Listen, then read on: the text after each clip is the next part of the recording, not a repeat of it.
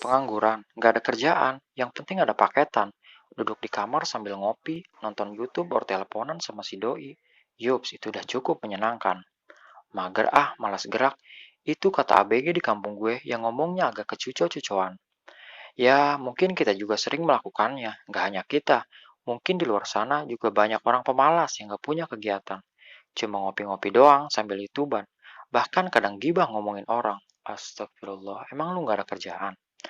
Oke, kita bahas secara mendalam, secara ilmu yang pernah ngerasain bangku sekolahan. Secara genetik, manusia memang dirancang sebagai pemalas. Berbagai studi menunjukkan jika manusia selalu memilih opsi yang mengeluarkan energi sedikit. Otak kita berevolusi dengan sirinya waktu untuk semakin efisien. Wow. Lalu, apa yang salah dengan malas? Bill Gates pernah berkata, "Saya akan selalu mencari orang malas untuk pekerjaan yang sulit." Sebab orang pemalas pasti akan mencari cara yang paling mudah untuk menyelesaikannya. Apa kamu tahu dan apa kamu sadar?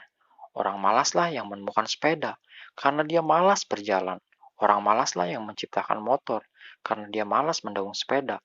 Orang malaslah yang menciptakan mobil karena dia malas harus berpanas-panasan. Menciptakan kompor gas karena dia malas memasak dengan kayu bakar. Dan menggunakan all shop karena malas belanja keluar rumah. Lihat, karena ada rasa malas, orang bisa membuat sesuatu agar lebih efisien dan mudah. Malas ternyata tidak seburuk apa yang kita bayangkan. Nah, di video ini saya akan menjelaskan bagaimana cara memanfaatkan rasa malas hingga tidak menjadi cemoohan orang banyak dan mungkin bisa menjadi orang sukses yang dibanggakan orang tua. Cie. Sebenarnya, malas itu bukan musuh utama kita, karena sebenarnya musuh utama kita adalah ketidakefisienan dalam berpola pikir yang kita ciptakan sendiri dalam melakukan sebuah tindakan. Karena sebenarnya malas hanyalah sebuah paradoks atau kebalikan dari rajin. Karena dengan ada rasa malas lah, kadang mendorong seseorang untuk rajin mencari ide-ide atau terobosan baru agar lebih mudah untuk dikerjakan.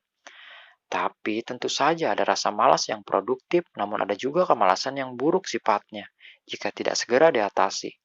Hilang motivasi, mager lah, malas gerak, berat pantat, bisanya cuma youtuber, nongkrong-nongkrong doang, pulang-pulang minta makan, minta uang, dasar nyusahin orang tua doang emang. Hehehe, maaf kelewatan. Jadi semua itu adalah sedikit contoh malas yang buruk yang perlu kita atasi. Untuk melakukannya, langkah pertama adalah sebelum langkah kedua.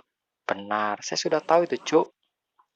Jadi langkah pertama adalah buatlah sesuatu menjadi efisien dan mudah untuk dilakukan. Contohnya, jika kamu malas mengambil air ketika bangun tidur di tengah malam, kamu siapkan air dalam botol dan letakkan di samping tempat tidur kamu. Jika kamu suka membaca, taruh buku di sekitar tempat tidurmu agar kamu mudah untuk mengambilnya. Jika kamu malas mengantri di setiap keadaan, datanglah lebih awal agar kamu tak perlu lagi ikut antrian. Kita juga bisa menggunakan cara yang sama untuk mengurangi hal-hal yang mencetuskan malas untuk menghalau kebiasaan buruk.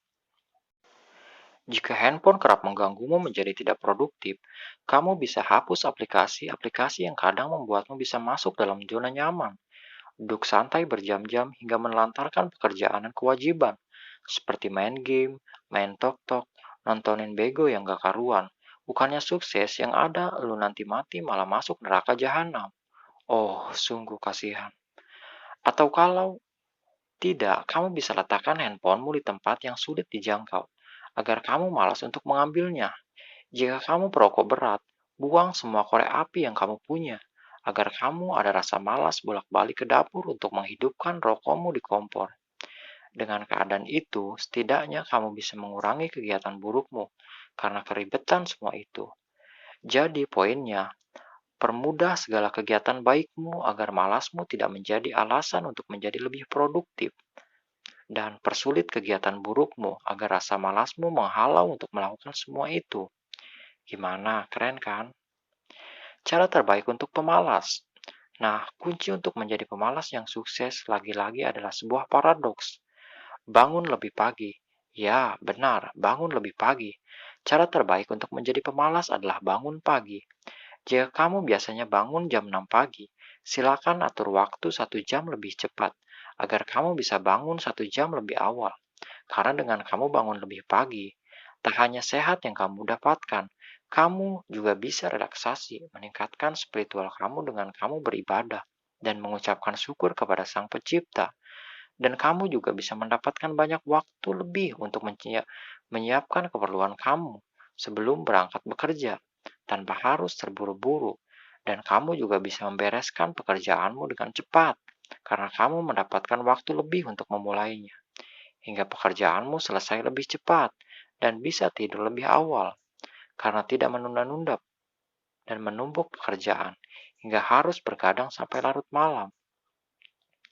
Nah, selanjutnya poin kedua ini sangatlah penting. Ingat, pemalas yang sukses adalah pemalas yang bisa memanfaatkan waktu dan bisa mengambil peluang. Jika kamu sudah malas bekerja di sebuah perusahaan, berpikirlah untuk membuat terobosan atau ide-ide baru. Jika kamu malas keluar rumah, manfaatkan saja sosial media kamu dengan menjadi seorang YouTuber, menjual foto atau desain di website. Atau kamu bisa memilih menjadi entrepreneur atau businessman. Jika kamu tidak ada modal untuk semua itu, tak perlu khawatir, kamu bisa dropship atau reseller dari dagangan orang lain. Intinya, tak ada alasan untuk tidak sukses jika kamu bisa memanfaatkan yang ada dan mau berusaha. Jadi, mulailah berpikir dan manfaatkanlah yang ada. Karena pilihan kamu cuma dua, menjadi pemalas yang sukses atau menjadi pemalas yang gagal. Oke, terima kasih. Jika kamu anggap video ini bermanfaat, kalian bisa share ke teman terdekat kamu ya. Oke, catch you later.